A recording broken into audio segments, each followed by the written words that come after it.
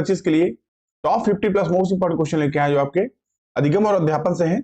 ये आपका CTP paper 1 के लिए क्वेश्चन है। जितने भी क्वेश्चन है आपके एग्जाम में पूछे जाने प्रश्न देखने को मिलेंगे इसमें। क्वेश्चन की वीडियो अच्छा लगे तो वीडियो को लाइक से चैनल को सब्सक्राइब करिएगा। इस वीडियो का पीडीएफ टेलीग्राम ग्रुप से जुड़ के आप फ्री प्राप्त कर सकते हैं। पहला क्वेश्चन ये क्या कर रहा है, अधिगम का व्यवहारिक सिद्धांत निम्न है। डी ऑप्शन आपका राइट होगा, उपरोक्त सभी।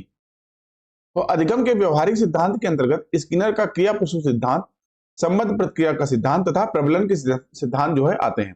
इस हिसाब से डी ऑप्शन आपका राइट होगा। अगला क्वेश्चन, एसओआर किसके द्वारा प्रस्तावित किया गया है। बी ऑप्शन आपका राइट होगा, वुडवर्थ। तो एसओआर यानी सिमुलस ऑर्गेनिज्म रिस्पॉन्स अमेरिकी वैज्ञानिक वुडवर्थ के द्वारा प्रस्तावित किया गया था। यह संकल्पना अधिगम के क्षेत्र में उद्दीपन अनुक्रिया के बीच संज्ञान को महत्व देता है, जबकि वाटसन का मानना था कि मानव व्यवहार उद्दीपक अनुक्रिया यानी एसआर संबंध को इंगित करता है। प्राणी का प्रत्येक व्यवहार किसी न किसी तरह से उद्दीपक के प्रति एक अनुक्रिया ही होती है। बी ऑप्शन आपका राइट। अगला क्वेश्चन, उद्दीपन अनुक्रिया सिद्धांत का प्रतिपादन किसने किया। बी ऑप्शन आपका राइट होगा, थॉर्नडाइक। उद्दीपन अनुक्रिया सिद्धांत का प्रतिपादन एडवर्ड एल थॉर्नडाइक ने किया था।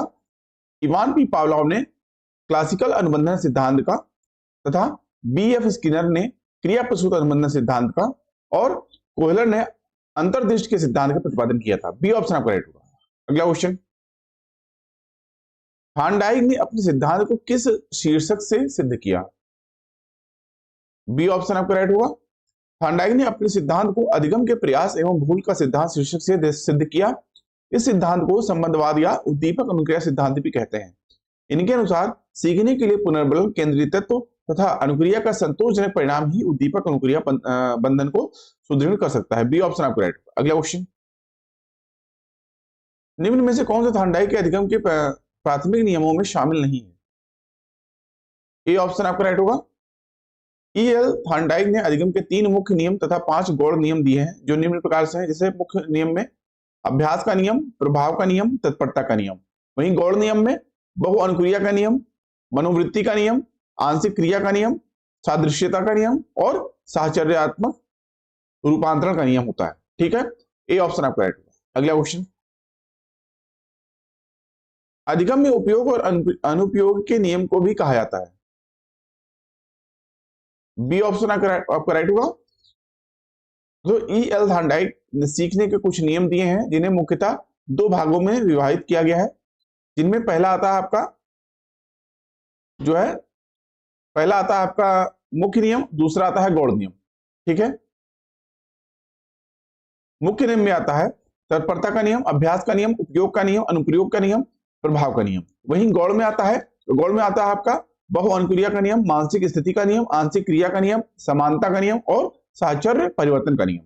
ठीक है, तो यहां उपयोग और अनुपयोग के नियम को लॉ ऑफ एक्सरसाइज या अभ्यास का नियम भी कहा जाता है, किंतु हिंदी में श्रम का नियम होने के कारण आयोग के द्वारा सभी प्रतियोगियों में बोनस अंक इसमें दिया था। ठीक है, इस हिसाब से इसमें माना जाएगा आपका बी ऑप्शन राइट होगा। ठीक है, बी ऑप्शन आपका राइट होगा। अगला क्वेश्चन, जब बालक सीखने के लिए तैयार होता है तब वह जल्दी व प्रभावशाली तरीके से सीखता है, या सिद्धांत प्रतिपादित किया गया था किसके द्वारा। ए ऑप्शन आपको राइट होगा। थॉर्नडाइक के अनुसार जब बालक सीखने के लिए तैयार होता है तब वह जल्दी एवं प्रभावशाली तरीके से सीखता है, यह तत्परता के नियम को प्रदर्शित कर रहा है। अगला क्वेश्चन, जब अध्यापक एक छात्र को सफलता का एहसास कराता है तो वह उपयोग कर रहा होता है। सी ऑप्शन आपको राइट होगा। अध्यापक द्वारा छात्र को सफलता का एहसास कराना प्रभाव के नियम का उपयोग करना होता है। अगला क्वेश्चन, निम्न में से कौन सा सीखने के नियम में सम्मिलित नहीं है। सी ऑप्शन आपका राइट होगा, खेल सीखने के नियम में सम्मिलित नहीं है। थॉर्नडाइक ने इस संबंध में बृहद अध्ययन किया एवं निष्कर्ष अधिगम जिसमें सीखने के 3 नियमों का प्रतिपादन किया, जो इस प्रकार हो सकते हैं। जैसे पहला होता है अभ्यास का नियम, दूसरा प्रभाव का नियम, तीसरा तत्परता का नियम। अगला क्वेश्चन, तत्परता का नियम किसने दिया। इस क्वेश्चन के लिए आपका सी ऑप्शन राइट होगा थार्नडाइक। तो थार्नडाइक द्वारा तत्परता का नियम दिया गया। इस नियम के अनुसार जब कोई व्यक्ति किसी कार्य को करने के लिए तैयार होता है तो वह प्रक्रिया उसे आनंद देती है, तो वह कार्य तेजी से करता है और जल्दी सीख जाता है। अगला क्वेश्चन, सीखने के प्रयास और भूल सिद्धांत के प्रतिपादक हैं। बी ऑप्शन आपका राइट होगा थार्नडाइक। सीखने के प्रयास एवं भूल का सिद्धांत थार्नडाइक द्वारा दिया गया। इसे उद्दीपक अनुक्रिया सिद्धांत भी कहा जाता है। इसके लिए थार्नडाइक ने बिल्ली पर प्रयोग किया। इस सिद्धांत के अनुसार त्रुटि यानी भूल करते रहने से धीरे धीरे किसी कार्य को करने की परिपक्वता आ जाती है। अगला क्वेश्चन, सीखने के नियम के प्रतिपादक हैं। सी ऑप्शन आपको राइट होगा थार्नडाइक। तो थार्नडाइक द्वारा सीखने के नियम का प्रतिपादन किया गया था। इनके अनुसार व्यक्ति किसी विशेष कार्य में विशेष प्रकार की प्रतिक्रिया करता है। थार्नडाइक ने सीखने के 3 नियम बताए हैं, जिसमें पहला आता है अभ्यास का नियम, दूसरा प्रभाव का नियम, तीसरा तत्परता का नियम। अगला क्वेश्चन, अधिगम ने प्रभाव का नियम दिया था। डी ऑप्शन आपका राइट होगा थार्नडाइक। थार्नडाइक ने अधिगम या सीखने के मुख्यतः 3 नियम दिए, जिसमें पहला तत्परता का नियम अभी मैंने बताया, दूसरा प्रभाव का नियम, तीसरा अभ्यास का नियम। तो प्रभाव के नियम के अनुसार हम उस कार्य को सीखना चाहते हैं जिसका परिणाम हमारे लिए हितकर होता है। प्रभाव संतोषजनक होने पर व्यक्ति उस अनुक्रिया को सीख लेता है तथा असंतोष उत्पन्न होने पर उस कार्य को नहीं करना चाहता है। प्रभाव के नियम को अध्यापक द्वारा कक्षा कक्ष में लागू करने के लिए मुख्यतः 2 कार्य करने अति आवश्यक होते हैं। पहला होता है शिक्षकों को अध्यापन कार्य करते समय बालकों का उत्साह बढ़ाना ही चाहिए, और दूसरा होता है शिक्षकों को चाहिए कि पाठ्यक्रम को व्यवस्थित करके छात्रों के सामने प्रस्तुत करें ताकि छात्रों में अधिगम के प्रति अभिरुचि बढ़े। डी ऑप्शन आपको राइट होगा। अगला क्वेश्चन, सीखने के नियम दिए हैं। सी ऑप्शन आपको राइट होगा थार्नडाइक ने। सीखने का नियम थार्नडाइक ने प्रतिपादित किया है। थार्नडाइक का पूरा नाम एडवर्ड थार्नडाइक था। यह यूएसए के एक मनोवैज्ञानिक थे। इन्होंने पशु व्यवहार तथा सीखने की प्रक्रिया दोनों पर कार्य किया था, जिससे उन्हीं के कार्य के आधार पर आधुनिक शैक्षिक मनोविज्ञान की नींव पड़ी। तो दोस्तों थार्नडाइक ने सीखने के मुख्यतः 3 नियम दिए हैं, जो इस प्रकार हैं। जैसे पहला होता है आपका तत्परता का नियम, दूसरा प्रभाव का नियम, तीसरा अभ्यास का नियम। अगला क्वेश्चन, सीखने का प्राथमिक मूलभूत नियम संबंधित है। डी ऑप्शन आपको राइट होगा तत्परता से। सीखने का प्राथमिक मूलभूत नियम तत्परता से संबंधित है। थार्नडाइक ने अनुसार 3 मुख्य नियम है, जिसमें तत्परता का नियम, अभ्यास का नियम, प्रभाव का नियम। ठीक है, तत्परता का नियम, तो ये दोस्तों यह नियम कार्य करने के पूर्व तत्पर या तैयार किए जाने पर बल देता है, के लिए तत्पर या तैयार होते हैं। यदि हम किसी कार्य को सीखते हैं, उसे सीखने का प्रयास करते हैं तो उसे जल्दी सीख लेते हैं। तत्परता में कार्य करने की इच्छा निहित होती है। इसमें दोस्तों ध्यान केंद्रित करने में भी तत्परता सहायता करती है। ठीक है, इस हिसाब से डी ऑप्शन आपको राइट होगा। अगला क्वेश्चन, जब बच्चे एक अवधारणा को सीखते हैं और उसका प्रयोग करते हैं तो अभ्यास उनके द्वारा की जाने वाली त्रुटियों को कम करने में मदद करता है। यह विचार के द्वारा दिया गया है। डी ऑप्शन आपको राइट होगा। तो यह थार्नडाइक की प्रयास एवं त्रुटि सिद्धांत से संबंधित है। थार्नडाइक ने बिल्ली पर प्रयोग करके यह सिद्धांत प्रतिपादित किया था। अगला क्वेश्चन, एक बच्चा अतीत की समान परिस्थिति में की गई अनुक्रियाओं के आधार पर नई स्थिति के प्रति अनुक्रिया करता है। यह किससे संबंधित है? डी ऑप्शन आपको राइट होगा। सीखने के सादृश्यता नियम के अनुसार एक बच्चा किसी नवीन परिस्थिति या समस्या के उपस्थिति होने पर उससे मिलती जुलती अन्य परिस्थिति का स्मरण करता है, जिसे वह पहले भी अनुभव कर चुका है। वह उसके साथ वैसे ही प्रतिक्रिया करेगा जैसा कि उसने पहली परिस्थिति एवं समस्या के साथ की थी। अगला क्वेश्चन, निम्नलिखित में से कौन सा सीखने का नियम नहीं है? बी ऑप्शन आपको राइट होगा तनाव का नियम।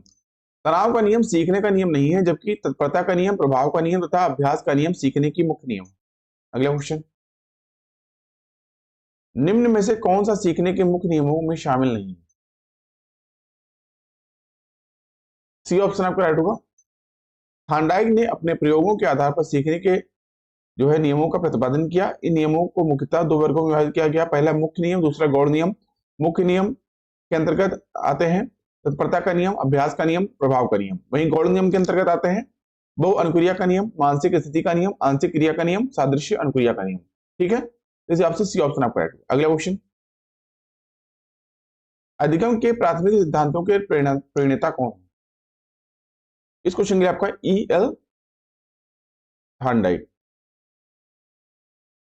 E.L. थार्नडाइक आंसर हो जाएगा। ठीक है, अगला क्वेश्चन। तो दोस्तों आपको बताते चलें अधिगम के प्राथमिक सिद्धांत की परिभाषा E.L. थार्नडाइक माने जाते हैं। पशु व्यवहार एवं सीखने की प्रक्रिया पर उनके कार्य के आधार पर ही आधुनिक शैक्षिक मनोविज्ञान की जो है वैज्ञानिक नींव पड़ी थी। ये मनोवैज्ञानिक कारपोरेशन बोर्ड के सदस्य तथा सन 1912 में अमेरिकन मनोवैज्ञानिक संघ के अध्यक्ष भी रहे हैं। ठीक है, कौन? E.L. थार्नडाइक। अगला क्वेश्चन।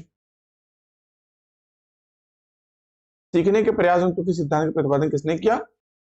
तो सेम आंसर हो जाएगा E.L. थार्नडाइक।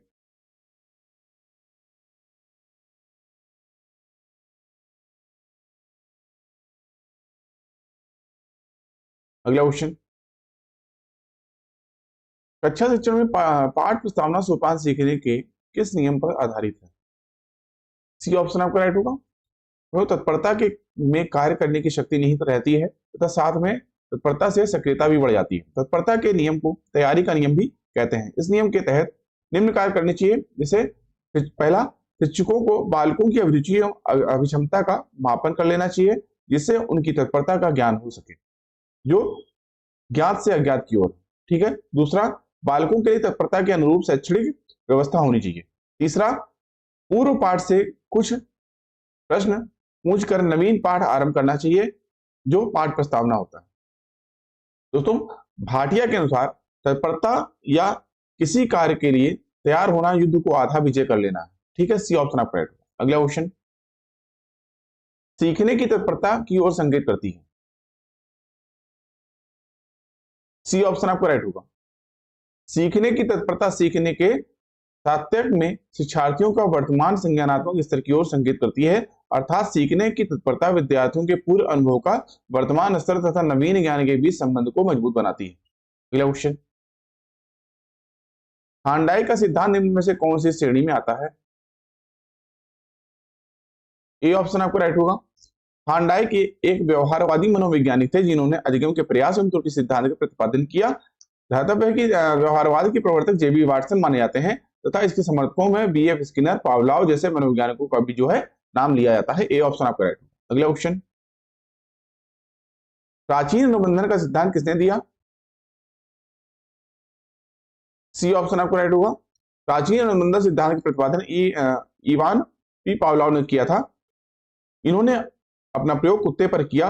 पावलोव वास्तव में रूस के एक शरीर क्रिया वैज्ञानिक थे जिन्होंने पाचन क्रिया की दैहिक का जो है गहन अध्ययन किया था। सी ऑप्शन आपको राइट। अगला क्वेश्चन।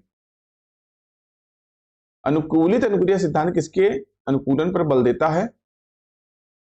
बी ऑप्शन आपका राइट होगा, व्यवहार। अनुकूलित अनुक्रिया सिद्धांत व्यवहार के अनुकूलन पर बल देता है। सिद्धांत के अनुसार अस्वाभाविक उद्दीपक को स्वाभाविक उद्दीपक के साथ बार बार प्रस्तुत करने पर प्राणी अस्वाभाविक उद्दीपक के प्रति भी स्वाभाविक उद्दीपक जैसी अनुक्रिया करने लगता है, अर्थात उसकी अनुक्रियाएं या व्यवहार अस्वाभाविक उद्दीपक के साथ अनुकूलित हो जाती है। अगला क्वेश्चन। पावलोव के प्रयोगों में कुत्ता न केवल मांस प्रदाता के मांस सीधे मुंह में रखने लार टपकाता है, अपितु इससे पहले भी, अर्थात जब सीढ़ियों से नीचे आने वाले प्रशिक्षक के कदमों की आवाज सुनता है, इस संवृत्ति को कहा जाता है। सी ऑप्शन आपका राइट होगा। तो पावलोव महोदय ने कुत्ते पर प्रयोग करते हुए अपने शास्त्रीय अनुबंधन सिद्धांत में स्पष्ट किया था कि यदि स्वाभाविक उद्दीपक के साथ अस्वाभाविक उद्दीपक किया जाए और इसकी पुनरावृत्ति अनेक बार की जाए तो कालांतर में स्वाभाविक उद्दीपक के हटाए जाने पर अस्वाभाविक उद्दीपक से भी जो है अनुक्रिया होती है जो स्वाभाविक उद्दीपक के साथ होती थी। सी ऑप्शन आपका राइट होगा। अगला क्वेश्चन। राजू खरगोश से डरता था। शुरू में खरगोश को राजू से काफी दूर रखा गया। आने वाले दिनों में हर रोज खरगोश और राजू के बीच की दूरी कम कर दी गई। अंत में राजू की गोद में खरगोश को रखा गया और राजू खरगोश से खेलने लगा। यह प्रयोग उदाहरण है। बी ऑप्शन आपका राइट होगा। किसी व्यक्ति का किसी अन्य से संबंधों में प्रगाढ़ता शास्त्रीय अनुबंध सिद्धांत कहलाता है। इस सिद्धांत के तहत दो व्यक्ति या वस्तुओं में आत्मीयता बढ़ जाती है। बी ऑप्शन आपका राइट होगा। अगला क्वेश्चन। 5 वर्ष का राजू अपनी खिड़की के बाहर तूफान को देखता है। बिजली चमकती है और कड़कने की आवाज आती है। राजू शोर सुनकर उछलता है। बार बार यह घटना होती है। बार बार यह घटना होती है। फिर कुछ देर शांति के पश्चात बिजली कड़कती है। राजू बिजली की गर्जना सुनकर उछलता है। राजू का उछलना सीखने के किस सिद्धांत का उदाहरण है? ये ऑप्शन आपको राइट हुआ। शास्त्रीय अनुबंधन सिद्धांत का प्रतिपादन पावलोव ने किया था। इस सिद्धांत के अनुसार किसी अनुक्रिया का संबंध किसी विशेष प्रकार के उद्दीपक के साथ स्थापित हो जाने पर उद्दीपक जैसे ही प्रस्तुत होती है, अनुक्रिया स्वतः होने लगती है। इस प्रकार अधिगम हो जाता है। प्रश्न में राजू बिजली चमकने और कड़कने की आवाज सुनकर उछलता है। बाद में जब पुनः बिजली कड़कती है तो वह पुनः उछल पड़ता है। इस प्रकार उसकी अनुक्रिया उछलना उद्दीपक बिजली के कड़कने के साथ संबंधित हो गई है। इस हिसाब से उस विशेष उद्दीपक के प्रति वह विशेष अनुक्रिया करना सीख गया है। ए ऑप्शन आपको राइट होगा। अगला क्वेश्चन, सीखने का क्लासिकल कंडीशनिंग सिद्धांत प्रतिपादन किया था।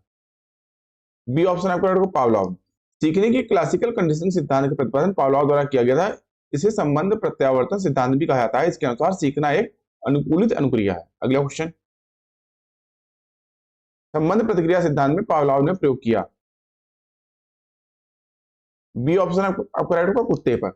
अनुबंधित अनुक्रिया उद्दीपन सिद्धांत में पावलोव ने कुत्ते पर प्रयोग किया, जिसमें पावलोव ने कुत्ते के लाल स्रावित करने के क्रिया के आधार पर अनुबंधित अनुक्रिया सिद्धांत की व्याख्या की। बिल्ली पर थांडाइक द्वारा, चूहों पर स्किनर द्वारा एवं बंदर पर कोहलर एवं कोफका ने प्रयोग किया था। अगला क्वेश्चन, निम्न में से किस सिद्धांत को पुनर्बलन का सिद्धांत भी कहते हैं? डी ऑप्शन आपका राइट होगा। क्रिया प्रसूत अनुबंधन सिद्धांत को पुनर्बलन का सिद्धांत भी कहते हैं। स्किनर ने अपने अधिगम सिद्धांत में पुनर्बलन की सर्वाधिक तथा प्रभावशाली भूमिका बताई है। इनके अनुसार पुनर्बलन से तात्पर्य है किसी अपेक्षित अनुक्रिया के प्रतिफल के रूप में किसी ऐसी सुखकारी उद्दीपक की प्रस्तुति है जो प्राणी को अपेक्षित अनुक्रिया बार बार करने के लिए प्रेरित करता है। अगला क्वेश्चन, क्रिया प्रसूत अनुबंधन का दूसरा नाम है। बी ऑप्शन आपका राइट होगा। दोस्तों, क्रिया प्रसूत अनुबंधन का दूसरा नाम है नैमित्तिक अनुबंधन भी है।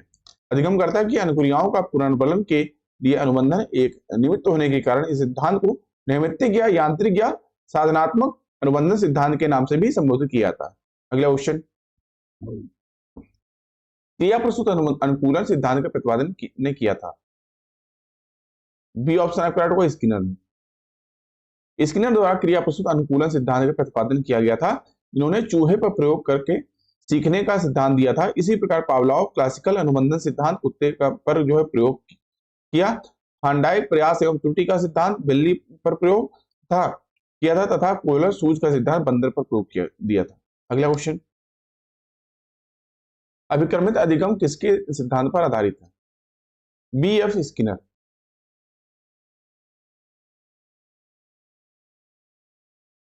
अगला क्वेश्चन,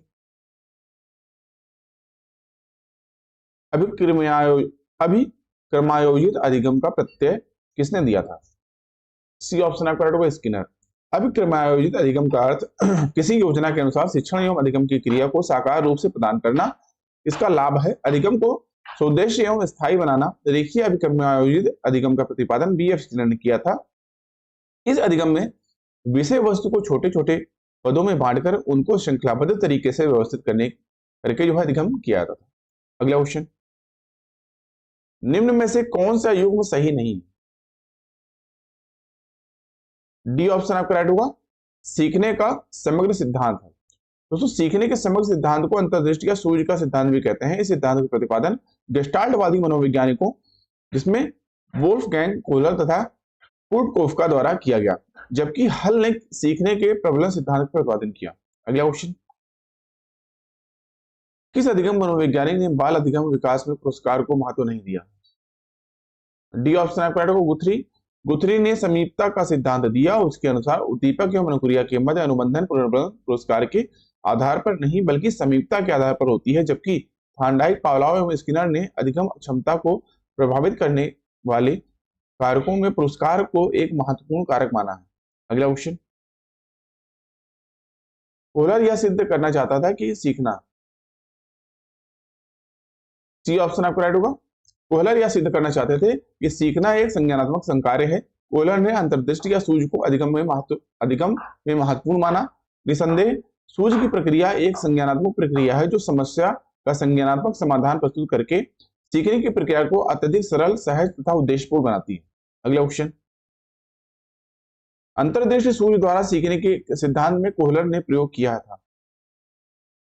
बी ऑप्शन आपका राइट होगा, वन मानुषों पर। सूझ या अंतर्दृष्टि का सिद्धांत देने का श्रेय जर्मन मनोवैज्ञानिक वोल्फगैंग कोहलर को है।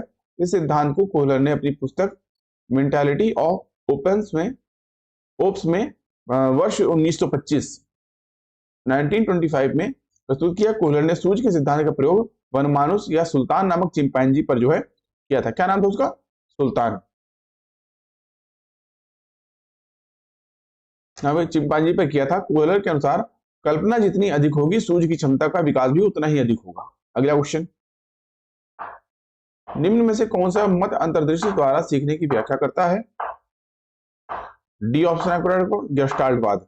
सीखने के अंतर्दृष्टि या सूझ के सिद्धांत का प्रतिपादन जर्मनी के गेस्टाल्टवादियों द्वारा किया गया था। इसलिए इस सिद्धांत को गेस्टाल्टवादी सिद्धांत भी कहते हैं। इसके अनुसार व्यक्ति संपूर्ण परिस्थिति में अपनी मानसिक शक्ति से अच्छी तरह समझ लेता है और फिर वह अपनी सूझ और अनुभव के द्वारा उस परिस्थिति या समस्या का समाधान करता है। इस सिद्धांत का प्रयोग सुल्तान नामक वनमानुष पर किया गया था, जो कि मैंने अभी पहले ही बताया। अगला क्वेश्चन, सीखने के अंतर्दृष्टि सिद्धांत को किसने बढ़ावा दिया? डी ऑप्शन आपका राइट होगा, गेस्टाल्टवादी सिद्धांत। सीखने के अंतर्दृष्टि सिद्धांत को जर्मनी के गेस्टाल्टवादी सिद्धांत ने बढ़ावा दिया था। अगला क्वेश्चन, सूझ द्वारा सीखने के सिद्धांत का प्रतिपादन किया। बी ऑप्शन आपका राइट होगा, कोहलर। सूझ द्वारा सीखने के सिद्धांत का प्रतिपादन कोहलर महोदय ने किया था। इस सिद्धांत के अनुसार अधिगम मात्र किसी अभ्यास का प्रशिक्षण नहीं, वस्तुतः अचानक आई सूझ से होता है, इसलिए इसे आहा सिद्धांत भी कहा जाता है। ठीक है। अगला क्वेश्चन, गेस्टाल्ट मनोविज्ञान की आधारशिला किसने रखी थी? बी ऑप्शन आपका राइट होगा। गेस्टाल्ट मनोविज्ञान की आधारशिला जर्मन मनोवैज्ञानिक मैक्स वर्दीमर ने रखी थी। गेस्टाल्ट मनोविज्ञान के समर्थकों में वोल्फगैंग कोहलर, कुर्ट कोफका तथा कुर्ट लेविन का भी जो है नाम लिया जाता है। अगला क्वेश्चन, मनोवैज्ञानिक जो अपने अधिगम सिद्धांत में लाइव स्पेस को संबोधित करते हुए हैं। सी ऑप्शन आपका राइट होगा। कुर्ट लेविन ने अपने अधिगम सिद्धांत में लाइव स्पेस को प्रमुख जो है संप्रत्यय स्वीकार किया। लेविन के अनुसार किसी प्राणी का लाइव स्पेस वह स्थान होता है जिसमें वह स्वयं मनोवैज्ञानिक रूप से रहता है तथा इसमें उसके अपने प्रशिक्षण एवं विचार बिंदु जो है समाहित रहते हैं। अगला क्वेश्चन, क्षेत्र सिद्धांत निम्न में से किस वर्ग का सिद्धांत है? डी ऑप्शन आपका राइट होगा, गेस्टाल्टवादियों का। अधिगम संबंधी क्षेत्र सिद्धांत कुर्ट लेविन द्वारा प्रतिपादित किया गया। लेविन एक गेस्टाल्टवादी मनोवैज्ञानिक है। लेविन का क्षेत्र सिद्धांत साम्य जो है सामान्य शब्दावली में क्या कहता है कि मानव व्यवहार व्यक्ति और वातावरण दोनों का जो है प्रतिफल होता है, जिसके संकेतक जो है रूप में बी बराबर एफ पी ई द्वारा प्रदर्शित किया जाता है। ठीक है। अगला क्वेश्चन, इनमें कौन व्यवहारवादी नहीं है? डी ऑप्शन आपका राइट होगा। जेबी वाटसन व्यवहारवाद के प्रवर्तक माने जाते हैं। व्यवहारवादी मनोवैज्ञानिकों में B F. Skinner, Ivan P. Pavlov, Clark Hull, Edward Tolman आदि का नाम प्रमुख है, जबकि Kurt Lewin, Kurt Koffka, Wolfgang Kohler आदि गेस्टाल्टवादी समग्रवाद मनोवैज्ञानिक थे। अगला क्वेश्चन, सामाजिक अधिगम आरंभ होता है। सी ऑप्शन आपका राइट होगा, संपर्क से। सामाजिक अधिगम लोगों के संपर्क में आने पर आरंभ होता है। जितना अधिक लोगों के साथ संपर्क बनेगा सामाजिक अधिगम उतना ही अधिक होगा। अगला क्वेश्चन, प्रेक्षणात्मक अधिगम संप्रत्यय द्वारा दिया गया था। बी ऑप्शन आपका राइट होगा। तो प्रेक्षणात्मक अधिगम का संप्रत्यय संकल्पना एडवर्ड बंडूरा द्वारा जो है दिया गया। प्रेक्षणात्मक अधिगम संप्रत्यय का निर्माण दूसरों के व्यवहारों का प्रेक्षण करने से होता है। इसे पहले अनुकरण कहा जाता था। बंडूरा ने कई प्रायोगिक अध्ययनों में प्रेक्षणात्मक अधिगम की विस्तृत खोजबीन की। इस प्रकार के अधिगम में व्यक्ति सामाजिक व्यवहारों को सीखता है, इसलिए इसे कभी कभी सामाजिक अधिगम भी कहा जाता है। हमारे सामने ऐसी अनेक सामाजिक स्थितियां आती हैं जिनमें यह ज्ञात नहीं रहता कि हमें कैसा व्यवहार करना चाहिए। ऐसी परिस्थितियों में हम दूसरों व्यक्तियों के व्यवहारों का परीक्षण करते हैं और उनकी तरह जो है व्यवहार भी करने लगते हैं। बी ऑप्शन आपका राइट होगा। अगला क्वेश्चन, एल्बर्ट बंडूरा के सामाजिक अधिगम सिद्धांत के अनुसार निम्न में से कौन सा सही है? ए ऑप्शन आपका राइट होगा। एल्बर्ट बंडूरा के सामाजिक अधिगम सिद्धांत के अनुसार बच्चों के सीखने के लिए प्रतिरूपण एक मुख्य तरीका है। अगला क्वेश्चन, एल्बर्ट बंडूरा निम्न में से किस सिद्धांत से संबंधित है? ए ऑप्शन आपका राइट होगा। एल्बर्ट बंडूरा ने वर्ष 1969-71 में सामाजिक अधिगम सिद्धांत का प्रतिपादन किया। सामाजिक अधिगम सिद्धांत अधिगम के संज्ञानात्मक क्षेत्र के सिद्धांत के अंतर्गत आता है। इस सिद्धांत के अनुसार व्यक्ति जो कोई भी सीखता है वह दूसरों को देखकर, सुनकर व समझकर सीखता है। अगला क्वेश्चन, एक विद्यार्थी अपने अध्यापक से समय की पाबंदी सीखता है, यह एक उदाहरण है। बी ऑप्शन आपका राइट होगा। जब विद्यार्थी कोई कार्य अपने से बड़ों या समवयस्कों के व्यवहार को देखकर उसे अपने व्यवहार में प्रयोग करता है तो वह प्रेक्षण अधिगम या अनुकरण कहलाता है। अतः विद्यार्थी जब अपने अध्यापक से समय की पाबंदी सीखता है तो यह प्रेक्षण अधिगम का उदाहरण होगा। अगला क्वेश्चन, और हमेशा की तरह आज का टेस्ट का क्वेश्चन वीडियो लेक्चर का आपके लिए क्वेश्चन क्या आज का, निम्न में से कौन सा छात्रों के पलायन का कारण नहीं होता है? अरुचिकर विद्यालयी कार्यक्रम, अध्यापक का पक्षपातपूर्ण व्यवहार, बहुत अधिक गृहकार्य या बहुत अधिक छुट्टियां। कौन सा ऑप्शन राइट होगा आपको कमेंट करके बताना है। प्लीज आप लोग इस आंसर कमेंट करके बताइएगा। अभी के लिए इतना ही। आई होप आपको वीडियो अच्छा लगा। वीडियो अच्छा लगा हो तो वीडियो को लाइक शेयर और चैनल को सब्सक्राइब करिएगा। इस वीडियो का पीडीएफ टेलीग्राम ग्रुप से जुड़ के आप फ्री प्राप्त कर सकते हैं। अभी की वीडियो को देखने के लिए आप सभी का धन्यवाद। मिलते हैं नेक्स्ट वीडियो में। तब तक के लिए थैंक यू। जय हिंद।